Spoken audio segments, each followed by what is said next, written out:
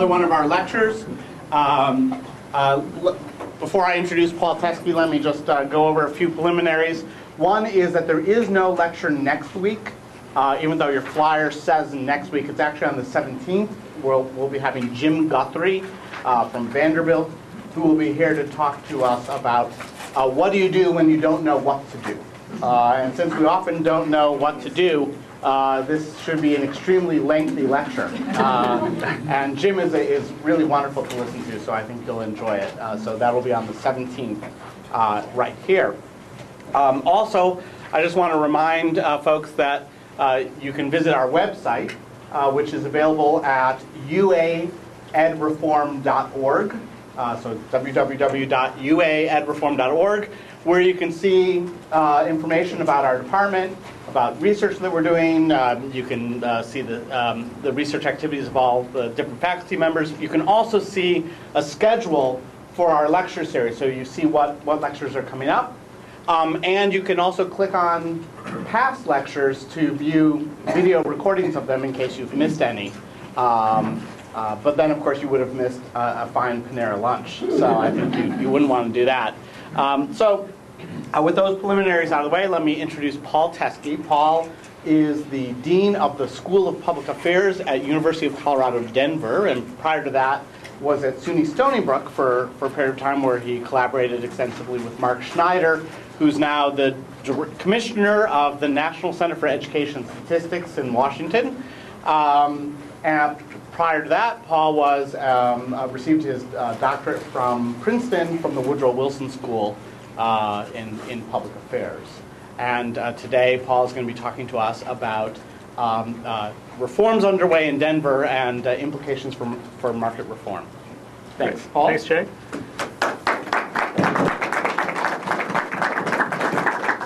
Thank you, and thank you all for coming.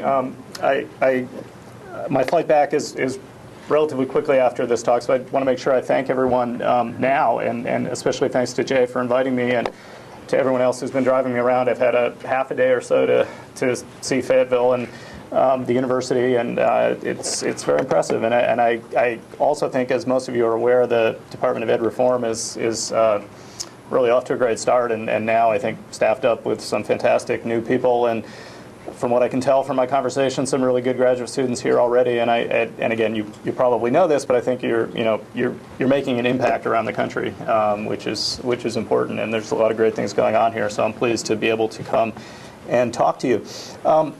The talk I'm giving today is maybe a little. There aren't a lot of equations or even numbers in it. I've kind of summarized some of what I've been doing over the last couple of years into two broad categories of market, like education policy reform, and trying to draw some conclusions about that topic generally, which is, of course, a huge topic for this particular department, and lots of people here have done excellent work in this area.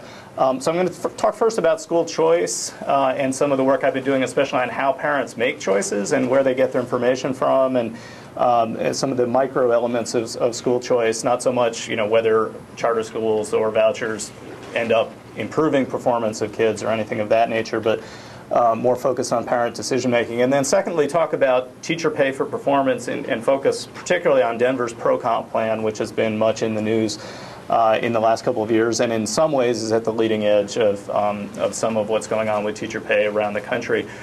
Feel free along the way to ask questions or interrupt, or clarification, or hold them till the end, whatever you prefer is fine with me.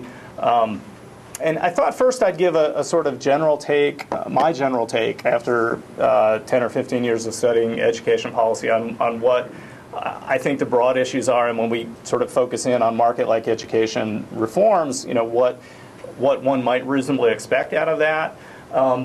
And for most of you, this is old news, or you have your own take, or probably disagree slightly with some of this. But I think clearly we have at least two related problems with at least K-12 education in the U.S. One is probably most importantly is the achievement gap, and secondly, the fact that just sort of our average performance or even our high-end performance is not as good as it might be, in the kind of competitiveness concerns about what other countries are doing, and the PISA tests, and Finland and Sweden and South Korea and others being ahead of us on various measures that we might find out there. And I think certainly since 1983 and A Nation at Risk, everybody has to touch base with that, and we're 25 years away now, I guess. It's not like we've been ignoring these issues. We've been at least putting some attention to them and research and efforts to change schools, and we can draw our own conclusions about how much progress we've made, I guess, in that regard, but at least based on reducing the achievement gap or increasing test scores or international comparisons, I don't think too many people would say we've made great strides. My feeling, the more I've looked at this, is, and I think there's some studies now, not ones that I've done, that look at time in school, and I forget where I first saw this. Otherwise, I'd give it credit. But if you have a kid with perfect attendance in most public school systems in the United States, that's 180 days out of the year, maybe 6 hours a day, and depending on whether you count from age 0 to 18 or 5 to 18, that's somewhere between 15 to 20% of their waking hours that they're spending in school.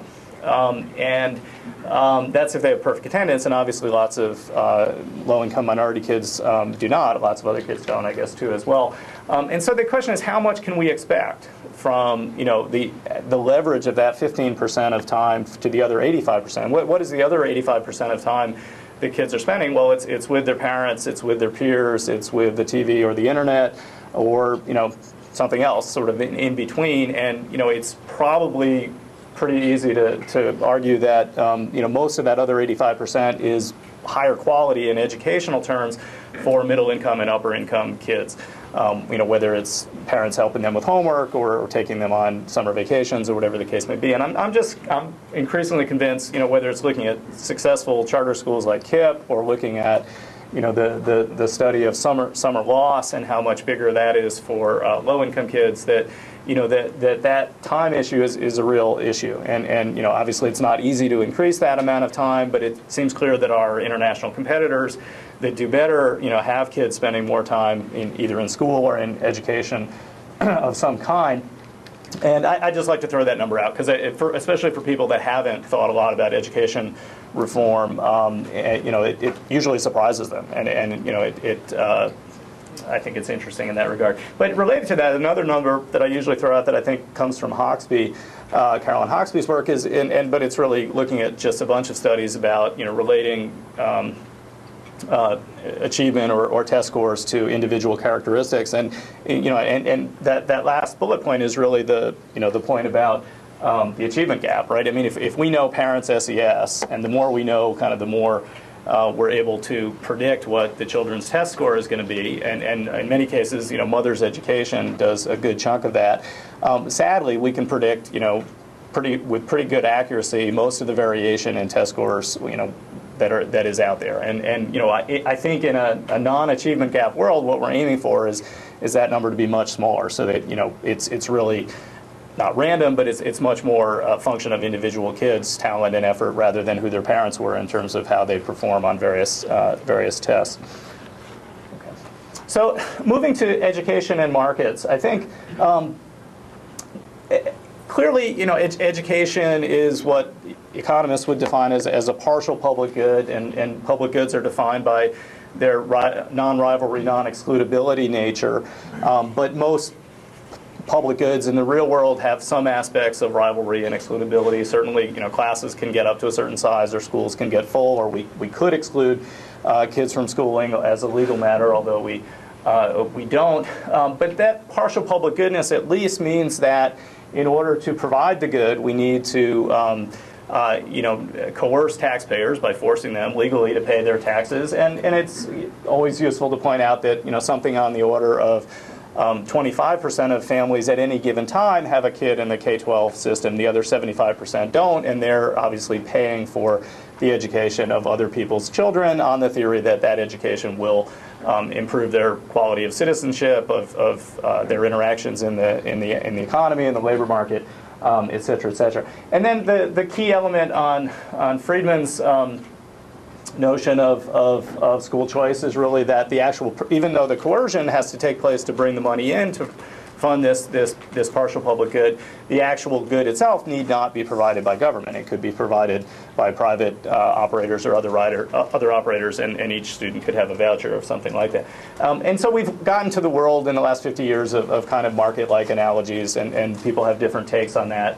But I think they're useful, and in my own sort of social science research, I've found it more useful to start with a theory that has some pretty good parsimonious ideas and predictions, and then kind of test the assumptions and push the envelope a little and see how well it works, rather than starting with no theory at all at the other extreme, or a sort of vague notion of how a system might work. But I think as we think about market-like reforms, we have to recognize that it's in the context of a set of institutions that we've built up for a long time that are nothing like markets, and therefore we might not necessarily expect market-like interventions to quickly or even at all have some of the effects that we might expect in a much more strict market context, like cars or pizza or clothing or things that don't involve these public good aspects.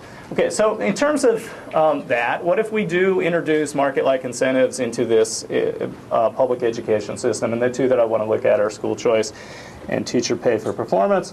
And I should note, talked about this at dinner and breakfast a little bit, about a month ago at the beginning of the Democratic National Convention in Denver. There was this big event, Democrats for Education Reform, that I was lucky enough to be at, and it was really fascinating because it was a series of mostly mayors and policymakers, Mayor Fenty from D.C., Mayor Booker from Newark, New Jersey, Joel Klein from New York, and others, all sort of talking about the problem in their view, or one of the big problems with education reform in their cities, is the teachers union and the teachers union contract.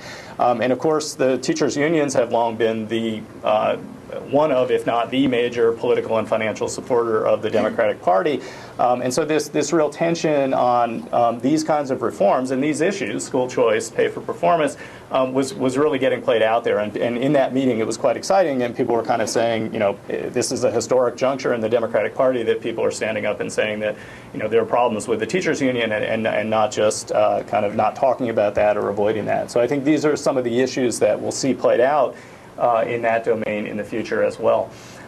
So just very quickly, and again, all of you probably know this as well or better than I do, but the theory behind school choice, I think, is that basically schools will compete to attract students, and that will have a bunch of good things associated with it. And the first thing to always point out, of course, and this is the economist Charles Thibault, who in 1956 wrote about the idea of people voting with their feet and living where they find a tax and service package that's amenable to their desires. And in research I've done more recently, that clearly the piece of that that's most important is the local public schools. And so we all know that people come maybe to a new metropolitan area, and if they have children, they tend to shop for a location to live that is associated with, in their view, the right kind of good public schools. And so there's a lot of school choice that's already taken place, arguably mainly by middle income and upper income families, before we got to the newer world of school choice in the 1990s. But the theory is that parents will gather information, use whatever preferences they have for what they think a good school is, find a good quality school, make a choice that works well for them, that's a good match, a good allocation. And then as this is happening, all the schools will be incentivized to perform a little bit better so that they attract these students and retain them. And on average, then, you would hope and expect from the market analogy that performance and satisfaction would rise as a result of that. And in the extreme, that bad schools would actually go out of business because they wouldn't attract students and would have no way to fund themselves. Now, of course, in practice, that isn't the way it has really worked in many and most of our public school systems, or even the choice experiments. But there has been a lot of rapid growth in school choice in the last 15 or 20 years, especially charter schools, and I would say also inter-district and intra-district public choice.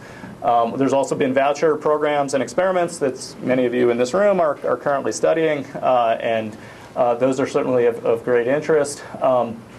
As you know, in some big cities, charter school enrollment has soared to huge percentages. Back 10 years ago, Mark Schneider and I and others that were looking at kind of the impacts of competition were wondering, at what point 5%, 10%, 15% of children leaving the public system and going to charters, do you get a competitive effect from the public school system? And now we've got districts where it's higher than 30%. I think I saw the number in DC this year is 37% in charters, which is a pretty big number. The last bullet point here, I guess, is arguable about what the evidence has shown so far, and certainly there have been a lot of arguments about that. I think it's reasonably clear that there's not overwhelming evidence that kids in charter schools or voucher schools are doing overwhelmingly better. In some places they're doing a bit better, in some places maybe not.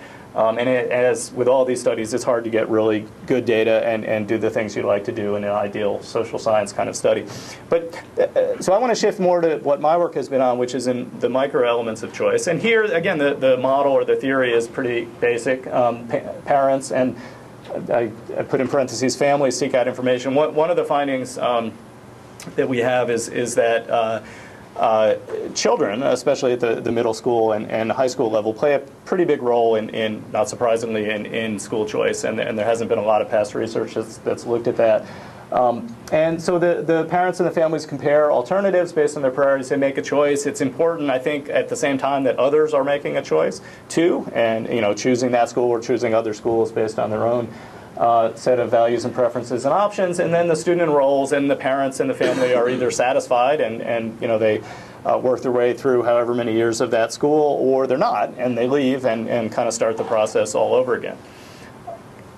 Now, my work has been much more focused on lower income parents, especially in urban areas where there are lots of choices. Again, this is harder, obviously, to reproduce in a rural setting until we get more cyber schools and internet-based schools going. But for low-income families in urban areas, they probably, first of all, live closest to the worst schools, as just residential segregation patterns or income-based TBU type activity that's been going on for a long time. The low-income families are probably likely to have the least information about their choices. In some cases, whether they have a choice at all, they may or may not know. They're probably the least likely to feel efficacious about their ability to interact with, work with, game the system in the way that middle income and upper income parents are often able to do. And they're probably least likely to have transportation options. So if the school they would like to go to is on the other side of town, can they drive there? Can they pay for their child somehow to actually get to that school? So my focus has been on that. The older work I had done with Mark Schneider back over 10 years ago now was to look at parents in districts that had choice versus parents that were in districts that didn't have choice but were pretty well matched in other ways. And that was District 4, East Harlem, New York, compared with District 1, which is the Lower East Side, New York, very poor, largely Hispanic in both cases, and then Montclair, New Jersey, and Morristown, New Jersey, middle income. Montclair had choice for a long time. And at that point, we were actually in some ways most interested in what do parents know and how accurate are they about things that we can find out, like test scores, demographics, class size. And our expectation was that parents who lived in the areas that had choice, because they would have had to think about it more, would have gathered more information and therefore be more accurate about these kinds of things. And we went ahead with that, even though a lot of social psychologists told us, no, people don't know that level of stuff. They don't care about that level of stuff. Half the people don't know who the vice president is. How are they going to know, the test scores in their child's school? And indeed, we mostly did find that was true. I mean, not surprisingly, higher income parents knew more than lower income parents, but parents in a choice environment didn't necessarily know more than about most things than parents in the non-choice environment. We did find, though, that those parents with choice were more likely to know things about softer information. Like we asked them, who is the principal of your child's school? And a lot of people, couldn't name the principal or name the wrong name, and we could find the right name, and so we matched that. And if they were in a choice environment, they were much more likely to know who the principal was, and that kind of softer information. We also found along the way that the main way that parents seem to get information and want to get information was through their social networks, and we did a lot of sort of probing about that. And obviously, not surprisingly, higher income parents have better, bigger social networks than lower income parents do, which means that in the course of their job or walking around their neighborhood or going to church, they're much more likely, if they're asking questions about school reputation or school quality, to run into somebody who actually knows a lot about that. It may be a teacher, it may be somebody that works for government or the school system, and they're likely to get better information because they have better networks in that regard. More recently, I've been working on this similar kind of questions, and mostly with Paul Hill's group at the Center on Reinventing Public Education in Seattle. I'm trying to follow up that past work with Mark Schneider, but more on how do parents actually make choice, not so much on how accurate are they or what are their networks, but where do they get their information from? Do they feel like they got enough information? If not, what kinds of public policies or other things could we do to help them get better information, make better decisions? And I should say that all this work has been survey-based work, and there have been some focus groups also, and we were chatting a little bit at breakfast this morning. I mean, there's definitely weaknesses to survey-based work. I mean, some of the questions we're asking have elements of social acceptability to them. Parents don't want to say they didn't gather a lot of information about their kids' school. That's generally perceived as a good thing if you make more effort to do that. So there are certainly some questions more than others that may not be fully believable. We can't always check that they really did the things. We can't usually check that they did the things they said they did. So there's definitely caveats about that are that need to be here. But just quickly, in terms of the studies I've done more recently, one about 2 years ago, we looked at parents in D.C., Milwaukee, and Denver, and specifically low income defined as 50,000 and under. It's always this interesting question about who made a school choice, and we ended up asking the question about, did you consider other schools besides your zoned default local public school? And we only looked at parents who said they had done that in that survey because we were interested in people who had made a choice and how they made